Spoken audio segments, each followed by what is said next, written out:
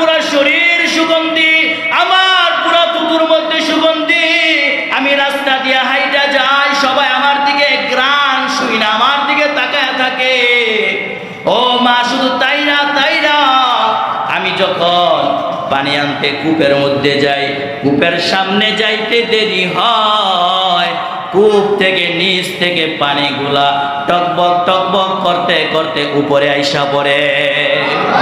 ও মা, শুধু তাই না, আমি যখন রাস্তা দিয়ে হাঁটি, তখন রাস্তার আশপাশে যে গাছগুলা থাকে, ওই গাছগুলা আমার দেখে এরকম ভাবে সেজদায় পড়ে যায়। সুবহানাল্লাহ।